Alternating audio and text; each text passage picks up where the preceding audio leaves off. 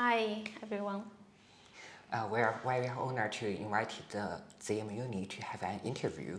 The first question is about what kind of company is ZM Uni? ZM Uni is a consulting company with a team of over 60 full-time consultants, and we mainly specialize in product compliance for cosmetic, food, and other categories in Chinese market. So, what kind of vision do you have?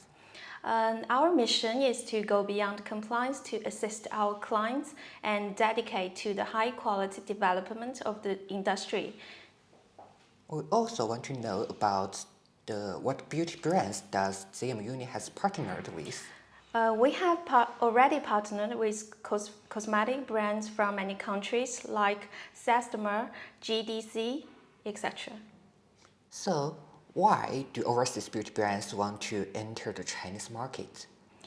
According to the customs statistic data, in September 2022, for the beauty cosmetics, the import mass of washing and personal care category reached 37,160.1 tons and 13.82 billion yuan, though it decreased around 20% from the same period last year. The Chinese cosmetic market is still the world's second largest cosmetic market, and it is still one of the most promising markets in the world with 1.4 billion people. The fourth question, what are the steps for overseas beauty brands to enter the Chinese market? We can divide the process into 3 steps. The first step is to authorize a Chinese responsible person and fulfill the product compliance. And the second is to export the products to China. And the third is about sell products in China. Oh, thank you. So what kind of cosmetics will be called overseas cosmetics?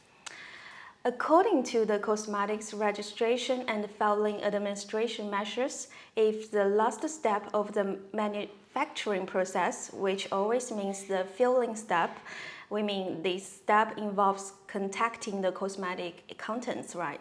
And if the filling step is completed in overseas, then it shall be managed as the imported product. For example, a lotion product is manufactured in France and exported to China as semi-finished products or raw material packed in bigger containers, and it is filled into bottles and packaging in China. Then it is a domestic cosmetic in China. So, we also want to know about how to distinguish between ordinary and special cosmetics. Cosmetics can be classified into 2 kinds, either special or general, and special cosmetics require pre-market registration and the general cosmetics require pre-market filing. And if your product claims to help with spot removal, whitening, sunscreening, hair dyes, hair perms, anti-hair loss, or claims a new efficacy, then it is a special cosmetic, and everything else is a general cosmetic. There is some tests must be have, so we also want to know what tests are required for the import of overseas cosmetics into China, and how long does it take? During cosmetic filing and the registration period, physical and chemical testing items, microbial testing items, toxicology testing, hazardous substance testing, efficacy evaluation testing are required. And for general cosmetic, it takes about 30 to 60 days. For special cosmetic, it takes about 3 to 6 months. That's quite a long time. So, what changes have occurred in the current animal testing regulations in China, and what impact do these have on imported cosmetics? It is finally possible to enter the Chinese market without having to conduct animal testing. And however, there are certain conditions that you must meet. The first, it only applies to general cosmetics. And the second, your QMS certificate must be issued by a local authority. And the third, your product must be intended for must not be intended for infants or children.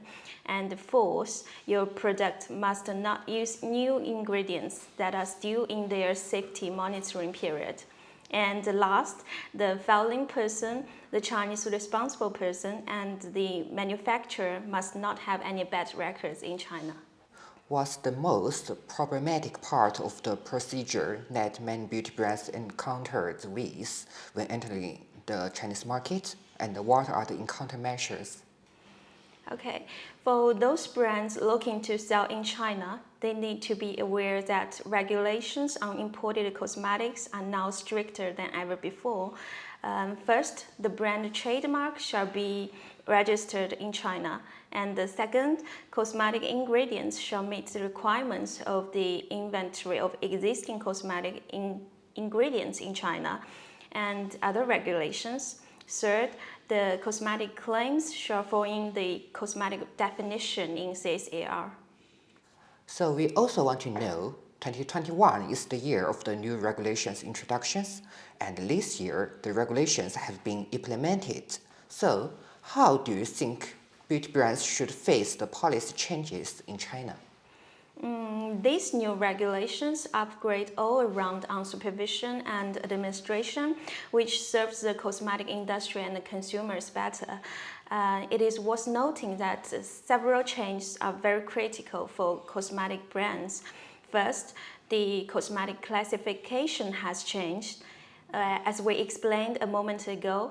And the second, the new cosmetic ingredient application is much more easier and quicker through online portal. And third, the cosmetic claims require claim substantiation. That is to say, you need solid evidence to support your claims. And fourth, the safety assessor and assessment reports are required. And the fifth, enterprise obligations are specified for filing and the registration person. Thank you. Do you think is it a good time for beauty brands to enter China now? Yes, I'm sure it is, because we've seen positive signs from many perspectives. For example, our people are affluent than ever before, and they have spent more money on the pursuit of daily beauty in China market. And the market atmosphere is very promising. We have seen great development of new marketing social media platforms like Douyin and the Chinese version of TikTok and Xiaohongshu, etc.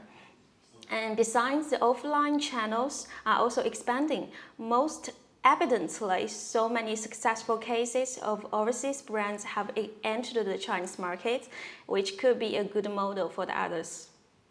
Thank you. So what makes the brand suitable for the Chinese market?